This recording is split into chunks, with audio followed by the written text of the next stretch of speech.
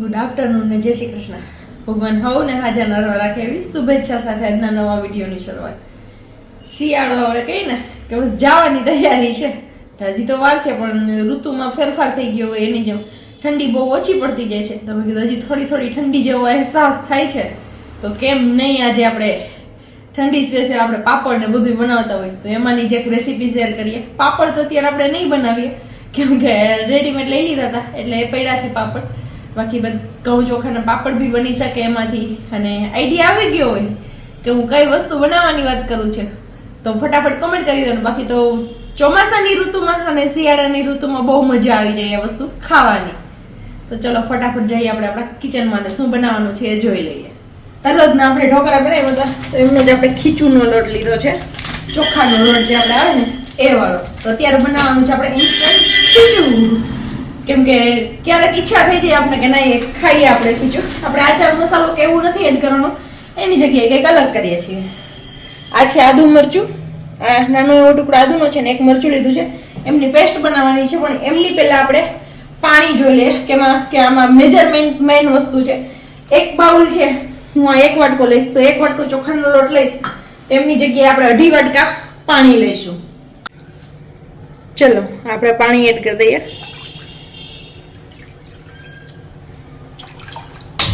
પાણીને આપણે ઉકળવા માટે મૂકી દઈએ.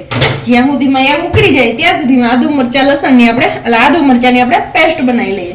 તમે લસણ એડ કરી શકો છો, તમારે લીલું લસણ નાખવું હોય ને તો, પણ આપણે લીલું લસણ નથી નાખવું. આપણે ખાલી આદુ મરચું બે જ નાખીશું. આપણે એમાં નમક એડ કરી દઈએ સ્વાદ અનુસાર અને સેજ એવી હિંગ નાખીશું. આખું જીરું છે એ આપણું આ લોટની અંદર જ છે એડ કરેલું, એટલે આપણે આખું જીરું એમાં નહીં એડ કરીએ. પાણી આપણું ઉકળી ગયું છે અને આ એક ચપટી એક જેટલો જ આપણે પાપડ ખાર નાખીશું, એટલે કે ખારો પાપડનો સોડા જે આવે પાપડ ખાર એ.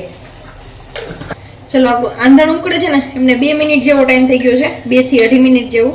હવે આપણે આદુ મરચાની પેસ્ટ નાખી દઈએ.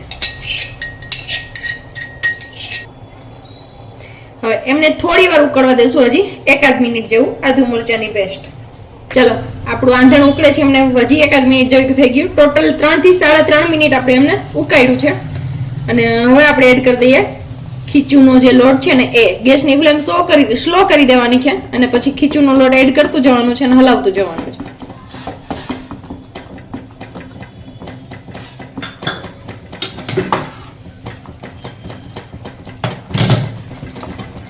હલાવવામાં થોડી સ્પીડ રાખવાની એટલે જે ગઠ્ઠા થાય છે ને એ નહીં થાય અને મસ્ત થઈ જશે એકદમ મિક્સ. હમણાં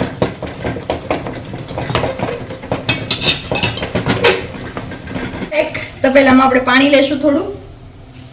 એમની ઉપર આવું ભાટિયું કે કાણાવાળી કોઈ પણ વસ્તુ હોય ફીટ આવી જતી હોય તો એમને આવી રીતે ડીશ કવર કરીને થોડી વાર રહેવા દેશું એટલે પાણી આપણું ઉકળી જાય. પછી એમાં આપણે પાછું જે ખીચું બનાવ્યું છે ને એ જ બાફવાનું છે. અહીંયા આપણું ખીચું રેડી છે એકદમ. હવે આપણે તેલવાળો હાથ કરી લઈશું આપણો અને પછી થોડી કાળજી રાખવાની કેમ કે આ ગરમ હશે એટલે ગરમ ગરમ જ આપણે તેલવાળું કરીને મૂકતા જઈશું. એટલા માટે આવી રીતે આમ કરી અને આમાં મૂકતું જવાનું છે. આપણે પ્લેટ ઢાંકી દીધી છે અને હવે 10 થી 15 મિનિટ સુધી મીડિયમ ફ્લેમ ઉપર આપણે એમને પકાવશું એટલે મસ્ત મજાનું સ્ટીમ થઈ જાય. પછી ખાવાની બહુ મોજ પડી જાય. અને પાપડ બનાવવો હોય તમારે તો પણ એવી જ રીતે કરવાનું.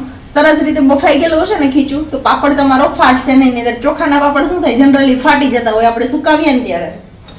ચલો મસ્ત એવું ખીચું આપણું સ્ટીમ થઈ ગયું છે એટલે કે બફાઈ ગયું છે, જાળી પડી ગઈ છે એકદમ. જો આવી રીતે આમ ખોલશો ને તો આવું જાળીદાર થઈ ગઈ છે ખીચું એટલે સમજી જવાનું કે આપણું ખીચું એકદમ બફાઈને રેડી છે. હવે આપણે થોડુંક કાઢી લઈએ. જેટલું આપણે ખાવું હોય ને એટલું જ ગરમ ગરમ કાઢવાનું, બાકી પાછું તમે ઢાંકીને રાખી શકો છો. ખીચાનો મેઇન સ્વાદ આ સિંગતેલ. એમાં સિંગતેલ જેવું આપણે ભાવતું હોય એ રીતે સિંગતેલ એડ કરવાનું થોડું. ને આચાર મસાલો નાખવાનો હોય એટલે કે અથાણાનો મસાલો. એમની જગ્યાએ આપણે સેજ એવું લાલ મરચું પાવડર એડ કરીશું. આ છે આપણું ખીચું રેડી. હવે આને એકદમ મસ્ત હલાવી મિક્સ કરી અને પછી એન્જોય કરવાનું છે ગરમા ગરમ ખીચું.